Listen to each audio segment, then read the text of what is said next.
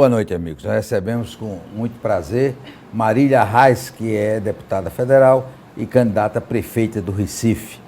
Minha amiga desde pequenininha, vai crescendo. Maria Isabel já está com quantos anos? Está com 5 já, João. Já está? Já está se metendo em política, não? Não, espero que fique desse jeito, durante muito tempo. Ô Marília, como é que a política entrou na sua vida?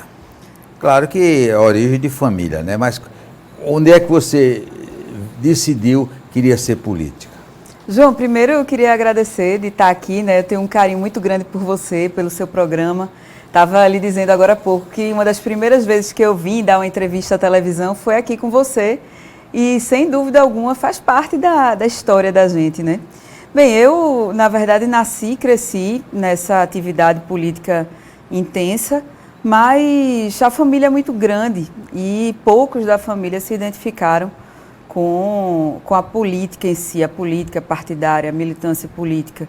E eu entrei na Faculdade de Direito da Federal, fiz movimento estudantil, mas ali eu já tinha um contato com a política macro, né? Já desde os meus 14, 15 anos, já participava bastante. E fui tendo cada vez mais contato com a política, mas também não era prego batido, ponta virada. Durante a faculdade tive experiências, trabalhei em outras áreas, fiz estágio, estava até estudando para concurso, uma época, mas sempre queria alguma função que me trouxesse alguma utilidade para a sociedade, independentemente de qual fosse. E a função com que me identifiquei, e também houve oportunidades de disputar a eleição, foi com a política, e aqui eu estou há 12 anos, um terço da minha vida. O que é que mais lhe marcou o contato que você teve com seu avô, Miguel Arraes? Eu era a neta mais velha, né, João? Eu era a neta mais velha de Arraes e uma forma de estar junto do meu avô era participando da política, estando próximo à política, lendo, me informando, debatendo com ele, discordando muitas vezes. E o que marcava muito era a coragem. O que me marcou nele era a coragem, muito no que eu me inspiro em Arraes. A coragem e a disposição de enfrentar muitas vezes o sistema e se manter do mesmo lado. Coragem e coerência é o que me inspira. Falar em coragem, você agora teve que ter muita coragem, brigou muito para poder sair candidata, né? Colocaram casca de banana não poder mais na sua candidatura, não foi? Não sei que medo é esse que o povo tem, né, João, de disputar a eleição comigo. Realmente o pessoal se preocupa muito com disputar a eleição comigo e eu não sei porquê. Eu acho que a gente precisa chegar e colocar à disposição do eleitor as propostas, as ideias que a gente tem e aí o eleitor decide. Isso é democracia, se lutou muito para conquistar o Estado Democrático de Direito, que é muito jovem, mas que a gente tem que se consolidar cada vez mais essa democracia. E disputar a eleição faz parte disso, não dá para ficar sempre querendo ganhar a eleição de WO. Mas eu, durante minha vida pública, eu briguei bastante, realmente, mas briguei pelo que eu acho justo. Mulher jovem bonita, isso é bom ou ruim para a campanha? João, o machismo estrutura a sociedade, né? É inegável que é mais difícil. Se fosse igual, se não fosse tão mais difícil, nós não seríamos lá no Parlamento Nacional 15% somente. Somos somente 15% de mulheres e foi a maior bancada que a história já teve. Aqui no Recife, quando fui vereadora a primeira vez, que eu vinha aqui no seu programa e tudo mais, logo no meu primeiro ano de mandato, sequer tinha banheiro feminino para as vereadoras, de tão poucas que já tinham passado por lá. Se não me engano, quando eu entrei para vereadora, somente 10 mulheres tinham sido vereadoras na história da cidade. E como é que ia no banheiro, se não tinha? Tinha que mandar alguém ir lá limpar o banheiro, porque os homens não sabem usar banheiro também, né? Homem não sabe, mulher sabe. Sabe, né? Deixa lá, porque o homem sempre tem alguém lá que vai depois limpar. E tá certo. Para a gente usar, tinha que chegar e dizer, a gente quer usar. E alguém lá limpava, e aí depois a gente ia. Porque senão... Ô Marília, e a experiência como vereadora, e depois você foi secretária estadual, foi importante para a sua formação política? A experiência como vereadora, sem dúvida alguma, foi importante para a minha formação como pessoa. João, eu passei 10 anos como vereadora do Recife e o vereador é o político mais próximo da população. Isso nos dá um conhecimento tanto da cidade quanto da realidade das pessoas e de como funciona a política também muito grande. Sem dúvida foi importante. Eu fui secretária municipal, infelizmente num contexto que não foi favorável, na verdade inventaram uma secretaria para eu assumir, para que depois de um tempo eu notei que era isso, depois de algum tempo no cargo eu notei que era isso. Na verdade inventaram uma secretaria para eu assumir, para que o suplente pudesse assumir no meu lugar, que eu tinha sido eleita vereadora, e assim contemplar o partido de que o suplente fazia parte. Mas ainda assim eu consegui ter uma visão muito importante do que era a máquina pública, de como funcionava a máquina pública, apesar de ser uma secretaria que não tinha orçamento, sempre prometiam que ia abrir a unidade gestora. O que é a unidade gestora? É uma rubrica ali no orçamento para que possa receber recursos e executar ações. Não tinha, mas foi bom por dois motivos, porque conheci bem a máquina pública e conheci também os objetivos reais dessa gestão que continua aí. Isso já faz 7 anos e foi importantíssimo para eu tomar as posições que tomo hoje e assumir o papel de oposição que hoje eu represento aqui em Pernambuco. Como é que você está vendo essa sua experiência na Câmara dos Deputados?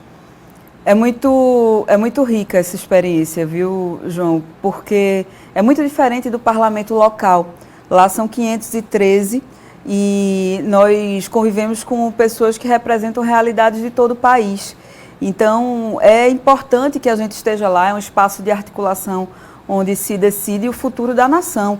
A política econômica, a própria reforma da Previdência foi uma experiência importante ter passado por ela, por essas discussões. E a própria competência legislativa. Competência legislativa são as matérias que a gente pode legislar sobre. É diferente do legislativo local, que tem umas matérias, né, tem a competência legislativa bastante restrita. Então, tem sido muito rica essa experiência, a convivência com pessoas que fazem parte do cenário nacional. E tudo isso contribui com a maturidade, né, com a maturidade que a gente vai adquirindo com o tempo. E quando as coisas não acontecem exatamente como a gente quer, João, a gente também aprende muito. Você sabe, eu estive aqui em 2018, pouco antes da eleição, e ia disputar para o governo de Pernambuco. Não foi possível por conta de toda essa articulação, essa coisa que tem de não querer disputar a eleição comigo. E estava muito bem em todas as pesquisas, né? Estava bem. Bem não, muito bem. Pois é. Mas foi uma circunstância que a vida nos impôs e diante de circunstâncias impostas pela vida, a gente tem que tomar decisão. A decisão que tomei foi disputar um cargo para deputada federal e tem sido muito amadurecedor para mim. Como é o seu relacionamento com Lula? Porque Lula foi uma peça fundamental para definir a sua candidatura, não foi? Foi sim, sem dúvida alguma. A estratégia que o ex-presidente Lula traçou foi de ter candidaturas competitivas nas capitais. Hoje a nossa candidatura do partido no Brasil inteiro é a mais competitiva entre todas as capitais, então foi uma decisão importante e eu acredito que foi acertada. Minha relação com ele é boa, é uma relação de admiração e a gente mantém contato sempre, enfim, discute as questões que são relevantes para a gente conversar, para a gente propor por aqui e para fazer as articulações políticas necessárias. Depois do intervalo, nós vamos continuar conversando com Marília Reis, candidata a prefeita do Recife.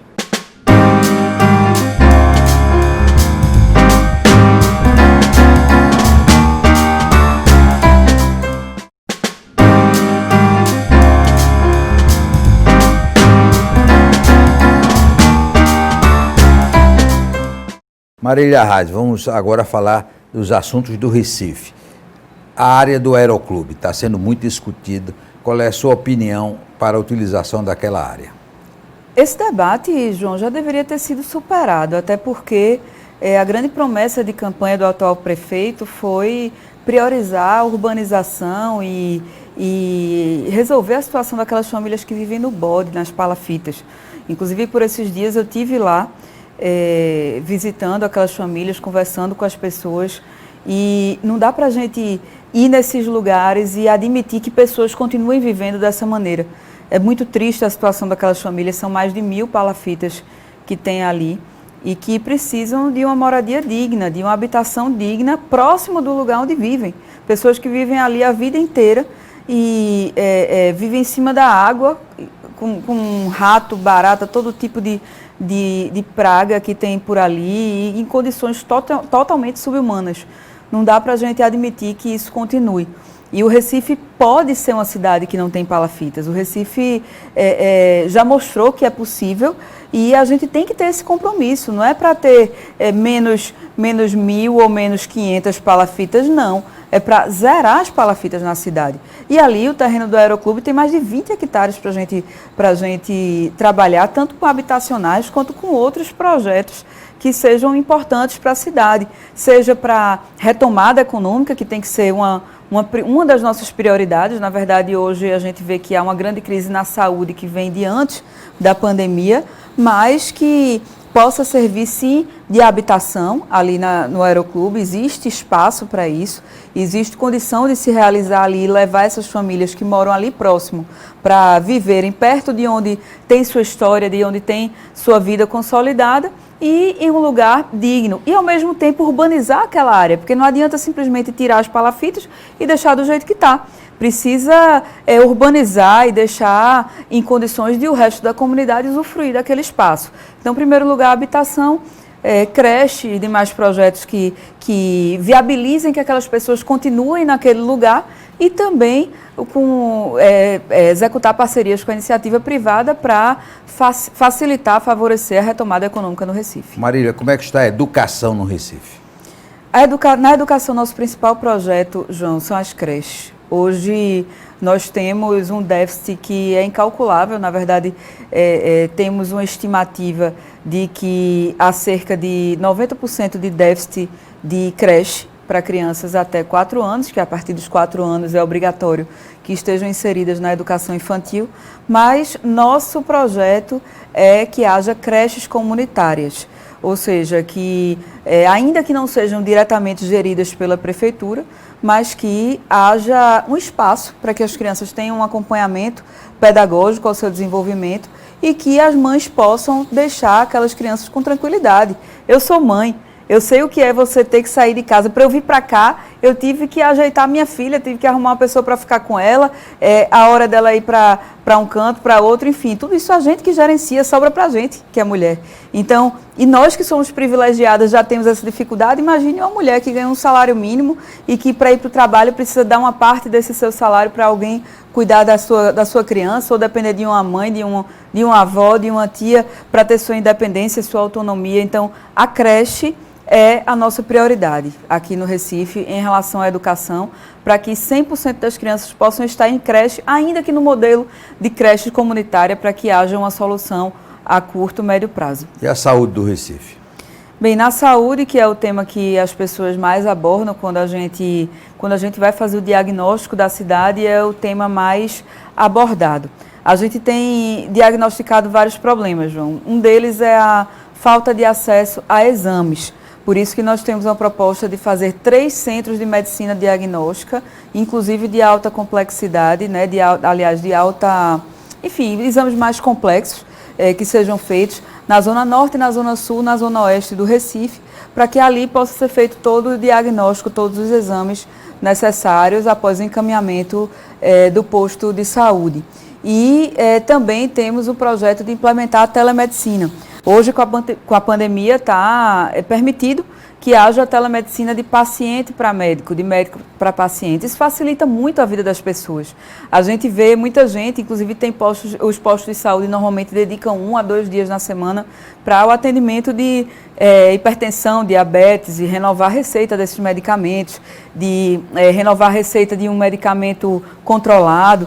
E muitas vezes, com o prontuário eletrônico, aquele médico pode fazer isso por via remota, o paciente sem precisar se deslocar até ali, sem precisar enfrentar uma fila. Então, enquanto for permitido, caso continue sendo permitido a telemedicina de médico para paciente, a gente pretende implementar aqui no Recife.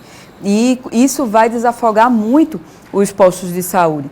A telemedicina de médico para médico, o médico da família, ele resolve cerca de 80% das questões que levam alguém a procurar um médico. Mas uma outra questão, aliás, uma boa parte delas pode ser resolvida se o médico tiver acesso a consultar via telemedicina um outro colega médico e aí pedir alguma orientação, trocar uma ideia e com isso resolver ali mesmo naquela consulta o problema do paciente sem ter que encaminhá-lo a um especialista.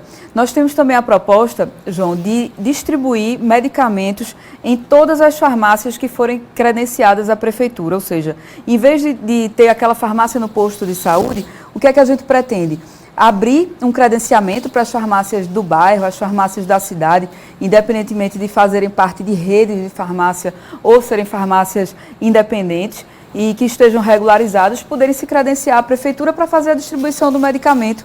Assim, muitas vezes, a gente escuta a pessoa dizer, lá no posto de saúde não tem nem dipirona, mas na farmácia do bairro vai ter dipirona, vai ter o medicamento que aquela pessoa procurar. Então, isso facilita a vida do paciente, do cidadão, e também fomenta aquele comércio no bairro, porque a gente precisa fortalecer também o comércio local, o comércio dos bairros, o desenvolvimento daquele local, daquele comerciante de bairro que está ali buscando sua sobrevivência, sua subsistência, e muitas vezes não tem apoio nenhum da prefeitura. A gente vai viver um momento, João, que vai ter muita gente, aliás, a gente já está nesse processo, até por conta da precarização das relações de trabalho.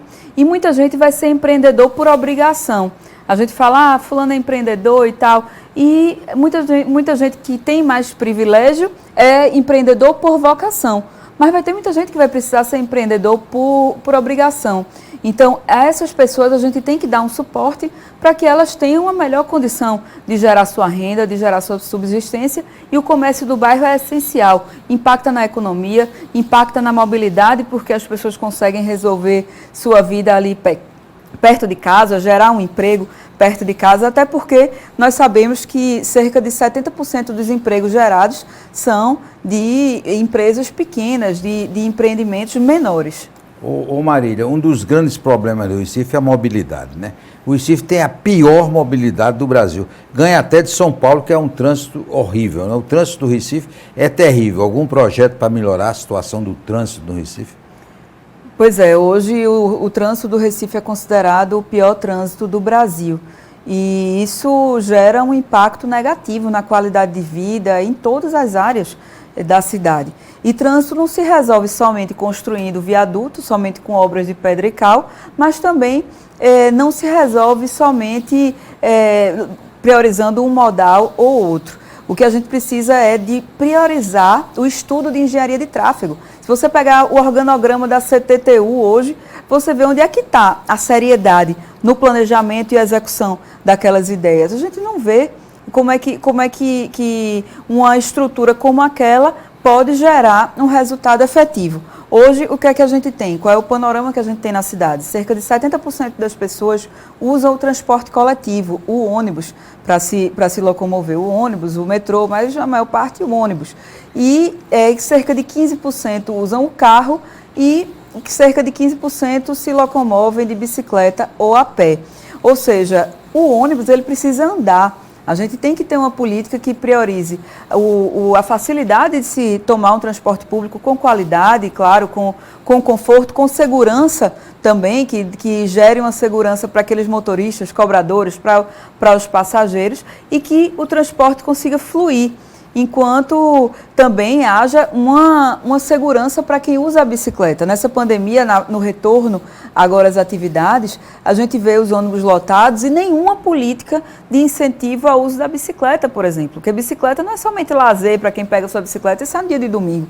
Bicicleta é um transporte do trabalhador, que não tem recurso para pagar uma passagem ou quer economizar aquele recurso para fazer outra coisa. Então, tem que haver um estudo sério que possa integrar esses modais, possa descentralizar a rede de ônibus e ter uma conversa muito franca com empresários, com associações de usuários, para que se priorize efetivamente quem anda no transporte coletivo. Depois do intervalo, nós vamos continuar conversando com Marília Reis, candidata a prefeita do Recife.